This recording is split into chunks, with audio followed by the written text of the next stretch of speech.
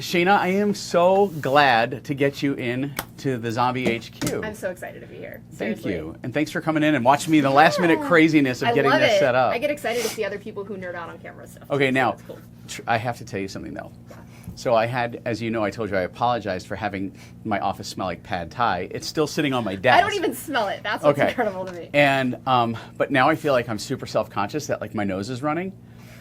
So if it does, if it does at any point, like if you see me doing this, it's not like because I have a cocaine addiction. Okay, got it. I literally just ate pad thai 5 minutes before you got here, and now I'm super self-conscious of that. Like, do I have pad thai breath? Because I'm talking right at you. It's okay. Okay, good. You got a good like couple of feet. Okay, thank God. Yeah. And we have air handlers in here that are doing things. I love the fact that you walked in and this is the first thing you gave to me. Yeah. Because I was told that it was anniversary. It is today. That's so exciting. 24th, and I had my wife this morning join me on a Facebook Live, and I, you know, to share the story of what it's like, living with a husband who has ADD, who has the inability to just sit still and do one thing at a time, and so it's really challenging for her to live with me. And does she remind you constantly, or is it no? minimal? It's gotten better over the years, but I'm certainly not the easiest person to live with. Only because I get squirreled by things very easily. Like Megan just walked into her office. I know. I saw my periph. Right, and I'm like, oh man, she's gonna totally mess this up. But I'm good. I can focus. I can like divert my attention from her. Yeah. Hi, Megan. Hi, Megan. Not ignoring you, but we're kind of ignoring you. But the reason, the first thing I did when I found your company, it was kind of interesting.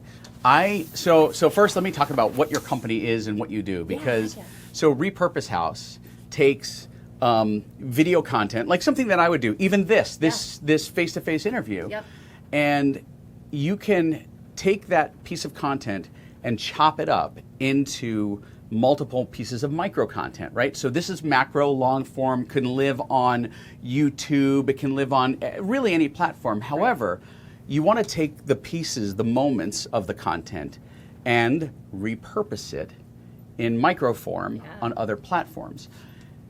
Okay, I started this business by accident. How did your business start? Because as soon as I found it, as soon as I was told about it, I was done. Like it was literally 5 minutes from the time I discovered it through conversation to the time I signed up. So I've been working with you guys for a couple of months now. Yeah.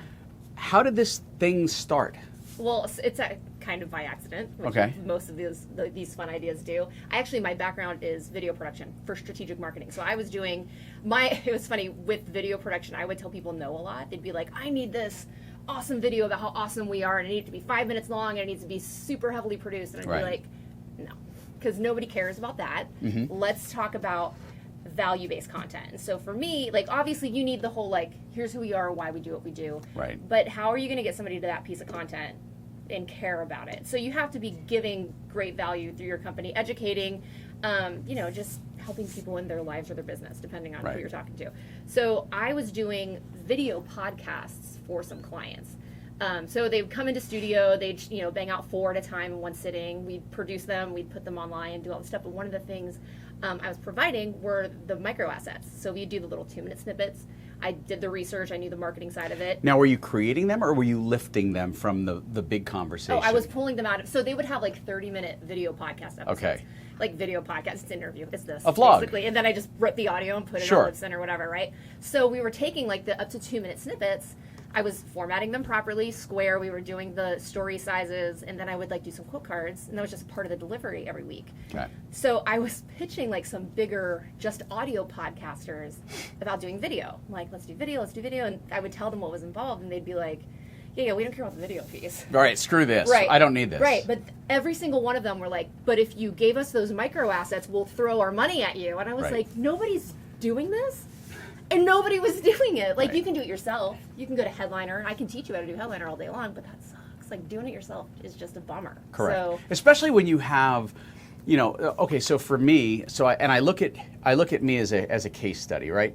And I make myself a case study of what you do because I have my company, my Ad Zombies brand, and we have, so for that we have Facebook, we have LinkedIn, we have Instagram, Twitter, right? We have these content pillars, these channels that we have to provide content to. Well, the context of content on Twitter is very different than what you would serve on Instagram or Instagram Stories or Facebook. And so you've got these, and then I have my Spanky Moskowitz, my public profile stuff. Yeah. And so that is a completely different channel. So the content that we feed or that has to be fed into these machines is very different. And for me, like, it's insane that even with my other business, I'm a really fast video editor, but that's not the best use of my time. Right. Absolutely. And so for me, having content like this, like when we're done having a conversation, the ability to hand this off to someone and say, from here to here, use this, from here to here, use that, and here's the value, and go. Yeah. And now I wake up the next day, come into the office, and there's an email with all the assets ready to go. That is mind-blowing fast. Yeah. So you started this by accident. RepurposeHouse, like Ad Zombies, was something that you realized that there was a need, and okay, how do I fill this? How do you turn stuff around so fast? Because like I know what it takes to do this. What's the secret sauce? Yeah, so systems and processes and the power of the template. So we don't start from scratch every time because that would be crazy. Right. So essentially when you onboard and you went through the process, you get multiple template sets. And so in each template set, you get 8 different assets, and that's going to be like the square video meme or audiogram, the landscape one, the story size, and you've got the image quotes in the different sizes. And we brand and thumbnails and all the fun stuff, but we brand them all specifically to like one set. And so when you go to submit a ticket, it's here's the set, here's what I want to say, go. But we've gotten very good at, like, we have teams of content hackers is what we call them. Right. And each team has a team lead, and they're all like navigating and maneuvering all day in very, very efficient speeds. So we know how many of each type of client we can stack on each content hacker, and we have them like laid out or distributed pretty specifically based on highly active clients who really only submit once or twice a week. And so we've really gotten good at like being able to manage people and their days. So really it takes a content hacker, they can do 4 full tickets usually a day. Okay. So distribute that based on how many clients we have, and we kind of know usually it's probably like 7 to 8 clients per content hacker that we can on a given day, except for the high volume users. Right. So the high volume users, like we have one client who they have 3 subscriptions, and so they get 3 full tickets a day. That content hacker only has one other client that they work with. Right. But because we want to keep the same person with the same accounts all the time. So what happens if in your world one of those content hackers has a sick day? So we make sure that there's also a little bit of like open pods. So we make sure there's 3 different slots every single day that they can get redistributed, reassigned. Also, every team lead started off as a content hacker. So they know the ins and outs of the system really well. Right. When this thing started, what did your systems and processes look like on day 1 versus what they look like now? Because I know what that looks like for us. Yeah. It was a freaking mess at the beginning. Right.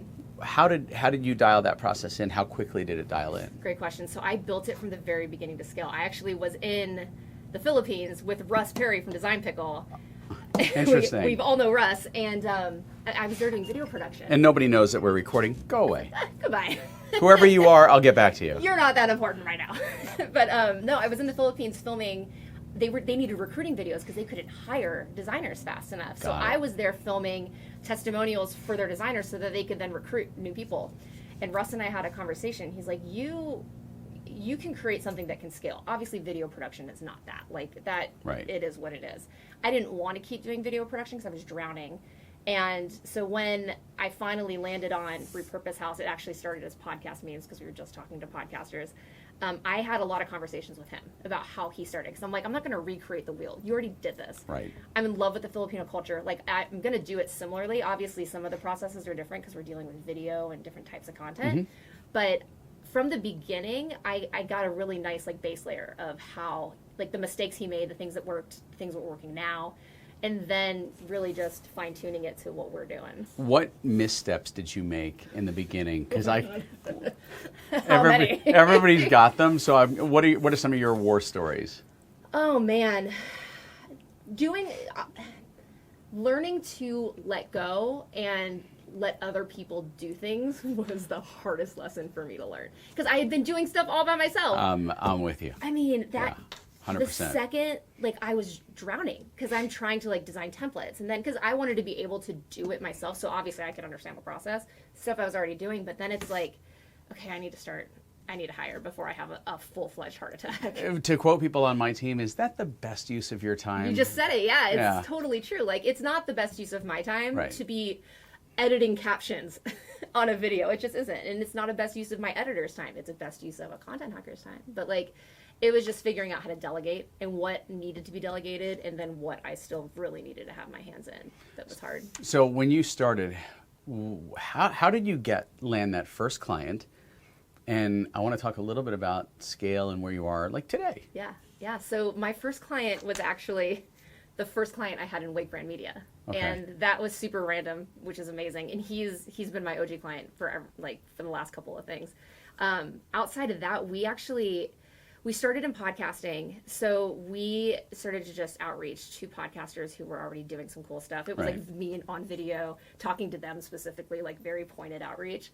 But once we realized that podcasters were not the demo, marketers who use podcasting as one branch of their marketing were, rebranded, and then it was like TNC was a real kickoff on it. Because I was like, here's the deal. We don't know, because with podcast memes, it was really hard. It was like beating my head against a wall. Some people were like, this is amazing, take my money. And then everybody else was like, we don't have budget for it. I'm like, you don't have $150 to have all of this stuff done for you. At that time, the pricing was even crazier. Right. And I realized it was the digital marketers were the ones who were like, yes, please, all day long, because they knew what to do with it. They knew the value. Right. But then, like, once we rebranded, I was like, well, we're going to buy a booth at Traffic and Conversion, and this is where we're going to find out if this works or if people want this. And, like, from then on was just...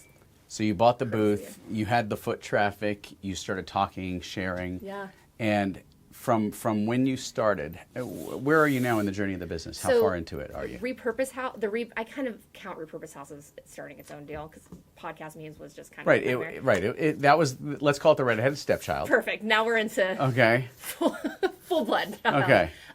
November of last year. November Not even a year. 2018. Mm-hmm. That's insane. Yeah. And so where's the business today?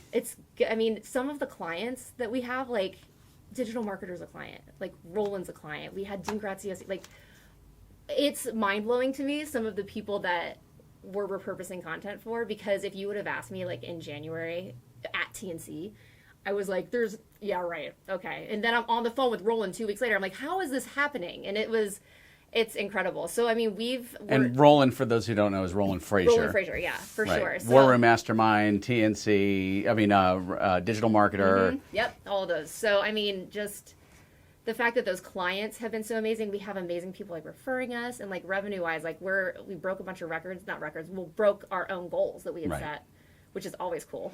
You kind of start out a little, we thought it was lofty, and we hit them. So I'm wondering, just as I'm talking to you, so I pick up a vibe from you, right? Like, what's that? you're to me, you're entrepreneurial, but you seem more artistic to me than entrepreneur. Yeah. So, like, are you artist first, then entrepreneur, or the other way? It's the other way. So you're for sure. Entrepreneur first, then an artist. Yeah, I don't know that it was always that way. Okay. But I certainly am now. Like, I realized that I realized early that, like, if you're going to want to play with your art, like, and you want to make money, that sometimes that's just never going to happen. Right. Like, starving artist versus... I moved to LA, I did that thing, and then I was like, okay, I'm going to go home and start a real business. So I am going to take control. But I also, like, really, really love, like, systems, processes, how to build things. I love figuring out how to get from A to Z. So you're a nerd. Yes. Total nerd. I've been that forever. Okay. Like, that's not news. So you're a nerd, entrepreneur, artist. Perfect. Or what is that the order that you're... Yes. So your systems and processes first. Yeah, for sure. Then entrepreneur, then artist. Mm-hmm. And I am like full artist with a little bit of entrepreneur and zero systems and processes. Really? So who does your systems and processes? So Brandon, right. So my partner in the business, Brandon, is the guy who builds all of our systems and processes because he's built a scaled business. Right. And so he's the guy that I know knows this stuff. Mm-hmm. And because I don't have any of that. Like, I've got one superpower and it's none of those things. Right. And so for me to do that would be stupid. First of all, it would take forever. It would never get done, and I would tap out and I would get bored because shiny object syndrome of ADD. Oh, this, I'm here, right? And so I'm gone. And it's funny because when we first sat down, when Brandon and I first met, so how I onboarded Brandon as my partner was after, well, you know the story because you read my book. Right. After dinner with Gary Vee, I had to figure out who was going to be this magic person. And narrowed down my list, went out to lunch with Brandon, and over the street tacos and margaritas, said, hey, that's the best way to have a business lunch. Yes. And here's what I'm trying to accomplish. Here's what I'm looking to do. And he looked at me, he goes, well, okay, but you got to explain something to me. And I said, what's that? And he goes, how do you make money selling $49 ad copy? Mm-hmm. And I'm like, well, people don't just buy $49 ad copy, right? They come in, they see that's the low-hanging fruit, right? That's I equate it to, and this is a horrible reference, but people, and someone's going to judge me for saying this, it's like the drug dealer who gives someone their first hit for free, right? Except I'm not giving it to you for free. Get them hooked. Yeah. And that's the only thing I can equate it to, unless Megan shouts out something random from the other room that helps save me here. Yeah. Sorry, I'm doing systems and processes. Thank you. She's doing systems and processes. And so get them in for that $49 offering. Yeah. And then they come in and they go, ooh, but you know what? I could use a second variation. And, ooh, they do emails. And, oh, they do landing pages. So the average order value wasn't $49. Right. And then you know the right people are going into your business further because they understand it and see the value in it. Correct. And then you start, like, I remember people asking me early on, well, what's the LTV? And I literally, Shaina, I kid you not, let me grab my phone because this is what I did. Someone said, what's the LTV? And I said, I have to look at that. And while I was looking at my phone, I was Googling LTV because I'm like, what the hell are they talking about? Oh, totally. I don't know. Let me just look that up. Yeah. So I'm like, let me see if I can pull that data up from our system. And I'm like, LTV. Oh, lifetime value. Oh, crap. So, I mean, but again, it's my wiring, right? This is not how I'm wired. So, like today, I can look at spreadsheets and I know my LTV of our SMBs, and I know the LTV of our agency clients, right? There's data there that supports that, and I understand. Right. But like there are times where I'll be in a Facebook group, and if this still happens, here it is a couple of years later, right? And I'm still so self-conscious that the Thai food is affecting my nose. It's not. You're fine. Good. I'll give you like the notice. Yeah, you could just go like this or something. That I'm in a Facebook group and someone will put this random acronym in a conversation and then everyone's talking about it and I don't want to jump in because I have no idea what that acronym means. So I'm like, the hell is this? Then the problem is you Google it and it gives you like 800 different things that it could be in every different field. I've done it. Right. It's like yeah. And the other day this happened, true story. My daughter, there was some video on TikTok and she asked my wife, Mom, what's an STD? And I'm like, and I looked at Allison and I'm like, oh God, thank God she didn't Google that. Because could you imagine, like you Google this going, what is this? Right. So, because I Google everything I don't understand and some things that I should never have Googled, but. Forever in your browser history. Right. Like I had a friend who had gout a few years ago and I had no idea what gout was. So I Googled gout symptoms or what is gout. And it's a fun visual, right? For 6 months, I was served ads for treatments, medications, like I'm like, holy crap! And it wasn't incognito windows. I know. It's like now we know, right? It's the lesson that people learn from porn. Yeah, there you go. The reason that incognito browsers are there is so that you can privately browse stuff. Yes. Not that I ever have watched anything like that, but what I'm saying is, you have to learn how to browse. Right. And so I struggled with.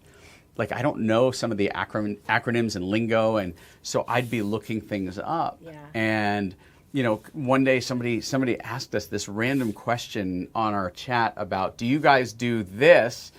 And we're like, I don't know.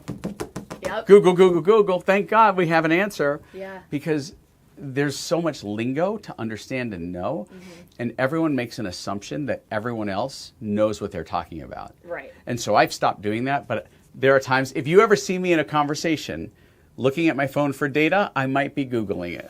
because data. Yes, I'm looking for data. Yes, absolutely. And I wouldn't ask Siri because she would talk back and then they would know. Right. And so I just Google things on the DL, which is the down low. Oh, if you don't know the lingo. I got that lingo. Okay, Hold good. on. Let me look at the data. The data is solid. Down low, got it. So what's the next move for you, first of all? And I'm really glad that we finally got together me because too, thanks. Well, first because there's a bottle of something. I don't even know Something what delicious. I don't know. Let me say. Oh yeah. Yeah. And I like wine and champagne and there. I'll just Does keep your wife it. like champagne? She'll drink pretty much. I mean, if you want to keep it here, you're welcome to. No, we have wine here. Okay, good. See? So There you go. I drink wine in the office. It's allowed. What kind of wine are you into? So a lot of different wines. So first of all, hardcore subscriber to Empathy. I had Obviously. to be. And I have a subscription at Wine Library and Wine Text. But understand this, and I said this to Gary last week when I was in New York. Yeah. There's not enough wine in the world that I can buy to say thank you to him for the value and the advice he's given me over the years of building this, and continues to. You know, it's not lost on me that a guy at his level, you know, on a Saturday morning, and this happened a few months ago. I emailed him at about 6:30 in the morning, our time, which is 9:30 Eastern.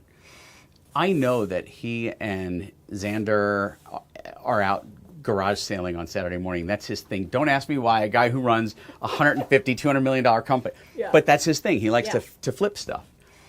And I sent him this email, and it was a really like, hey, this is what's going on. I'm struggling with this, and would love your feedback, your input, whatever. I didn't expect anything back from him. 9 minutes later, I get an email from him on a Saturday. Wow. Like, that's how real the guy is. And so there's no amount of wine that I can buy from any of his businesses or his dad's, you know, shop as a thank you. But so I'm subscribed to several different things. But I like, it's funny. So I'm a Jew from New York. Okay. So I'm a JFNY, an original member of the tribe. And I started out with Manischewitz, right? Every Jew starts with sweet wine. Mm-hmm. And so for me, I was drinking these candy, like horribly sweet, like Kool-Aid with alcohol. Yeah. Over the years, thanks to friends who've educated me, thanks to maturing a little bit past 12, I'm like 12 and a half now. Right. I have gotten to try and sample and taste different wines that I really like. Yeah. And adult wines, mature wines, if you will. Yes. And so now I drink mature wines. So off the top of your top three. I will tell you that I was really surprised. So I'm not typically a rosé drinker. Right, yeah, but sometimes. But the Empathy Rosé was off the hook. And I'm not saying that just because it's Gary Vaynerchuk's. No, it's really it's really like, Megan, really? How many Empathy Rosés did we go through in the office? I mean, a respectable, responsible amount. That sounds accurate. But really, really good rosé. Really? But it really varies. There's a bottle of wine. I don't even know what the label is in our fridge right now. There's a wine that I just got. Wait, I'm not Googling it. I can tell you what it is because I have it. No, seriously, I'm not Googling it. He's collecting the data. No, I'm not collecting the data. I can go right to it and tell you what the wine is because it's finding the shipping receipt. Yeah, yes, because I keep everything. I am like ridiculous about this stuff. Oh gosh, it was a few weeks ago that I purchased it. Son of a gun. I'm never going to find it back now. In the archives. It's okay. The pressure is on. We'll put some in the bottom of this video that will tell you what wine. Really, really good wine, and now it's driving me nuts that I can't find it. And I remember the label is ugly, and I thought, wow, those are the best ones though. Sometimes. And I thought, God, why would you have such an ugly label? Here it is.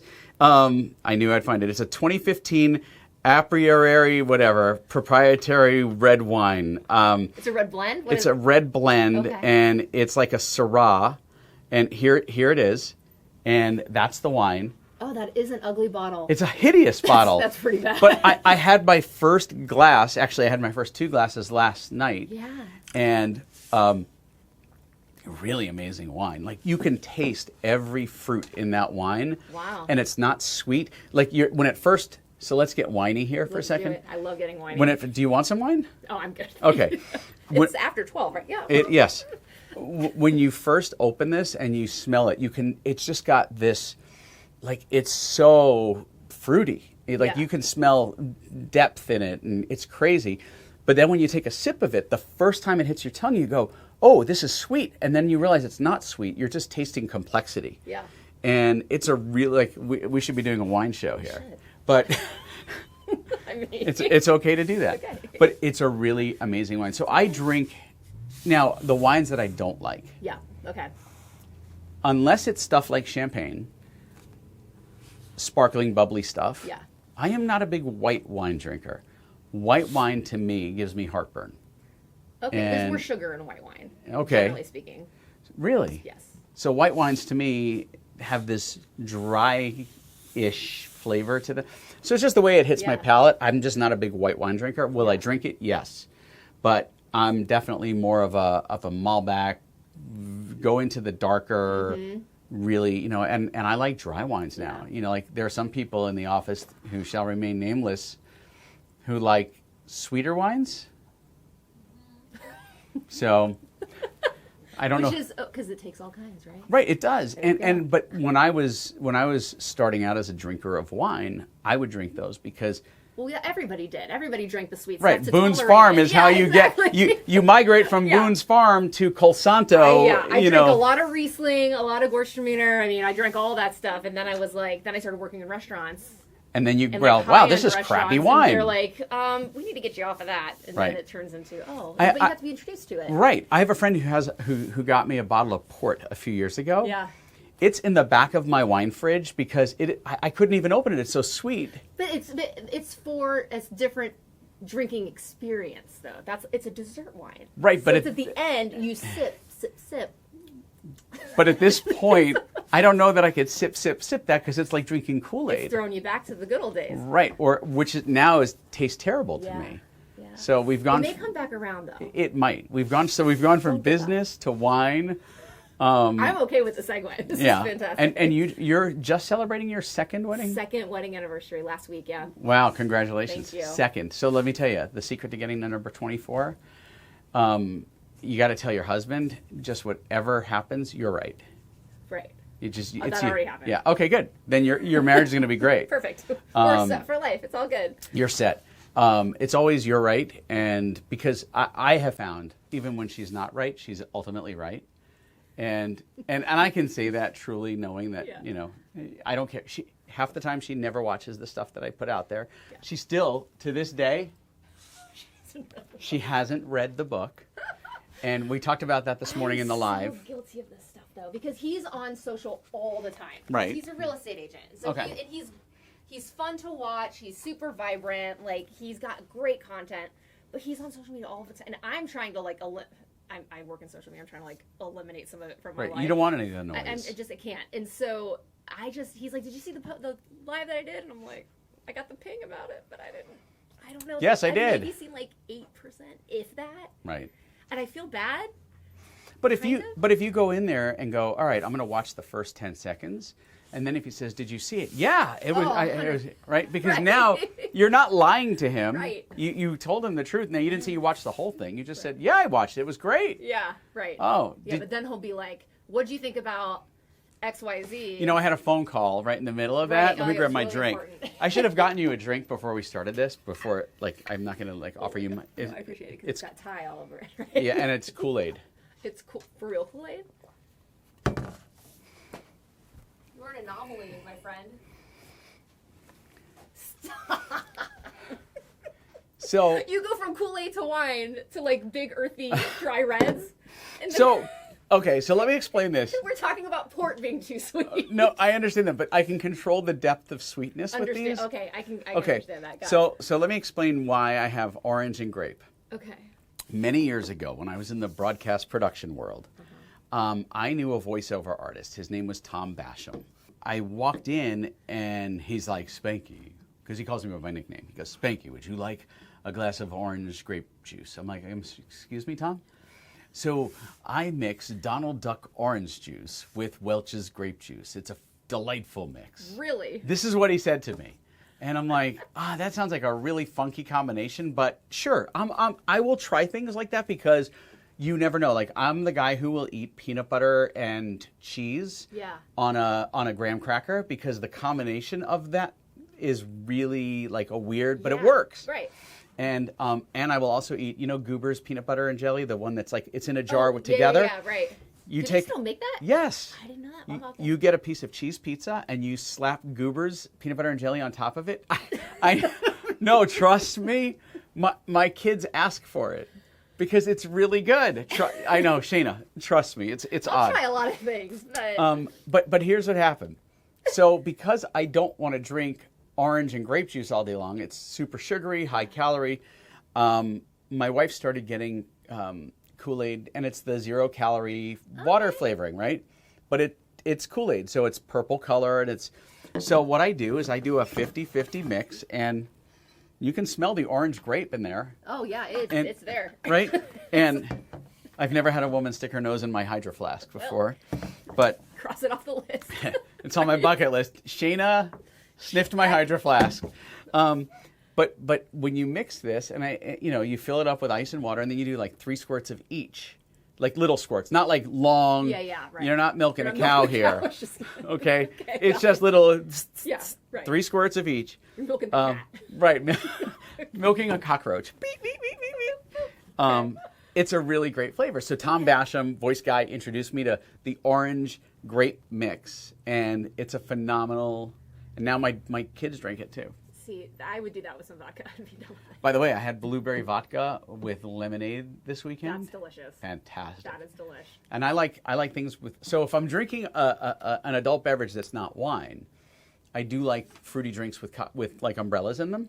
Oh, I because drink. why not? Well, I like those are sweeter drinks I will drink. Yeah. Or when I'm in Mexico and my friend John is down there with us, we have a lot of friends that go to Mexico with us. We all RV together. Yeah. It makes the best gin and tonics to the point where we now call them John and tonics.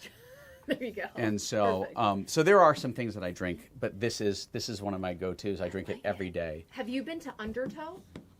I have not been to Undertow. They are like Arizona's #1 tiki bar, and those drinks are next level. If you want something with stuff coming out of it, you go downstairs, and it literally feels like you're in a ship. Where is this?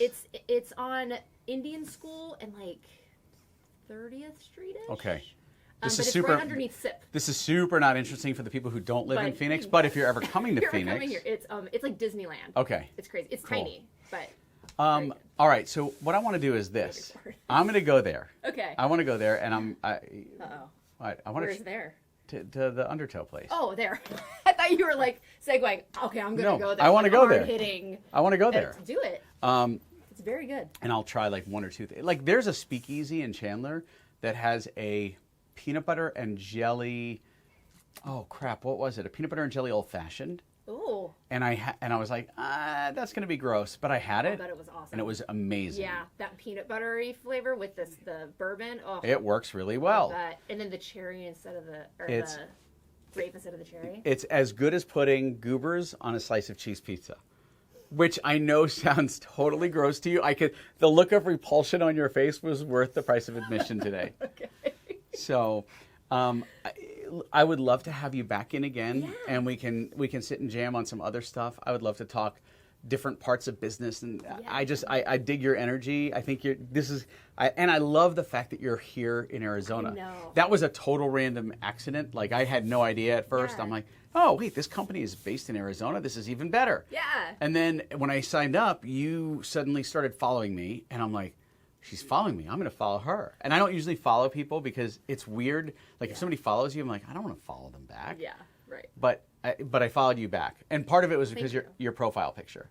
Because it's. It's super like that's totally me. Well, I'm like, here's the deal. I'm going to let you know right up front what you're getting into. Right. So, I mean, I learned a long time ago that you just I got to be this, whatever Right. this is. Whatever that is. Whatever this is. It's working for you. Well, thank you. I don't hope so. have a lot to work with, so I have my personality to lift. Got all that. Right? to That's work all with. I got to work I with. love it. Thank you so much for the You're anniversary welcome. gift. You're so welcome. Enjoy. I will not christen a ship with this. I will drink it. Because christening a ship is an absolute waste of champagne. It is. You get the cheap stuff for that. Right. Why would you even smash a bottle against a ship? It's no. just, I don't know. That's just a It's waste. one of the traditions. It's And- also like pouring some out for your homies. Like they'd be mad that you're just pouring it on the ground. Exactly. Or in the water. Right. And now it's killing fish. And aren't we all eco-friendly these days? Or are the fish just really enjoying themselves that afternoon? The fish are like, hey. There's a couple ways to look at it. Right, it depends. Yeah. Thank you so much for stopping in. I appreciate you having jumping me. in. Yeah, thanks for having me. Talk to you This was great. soon.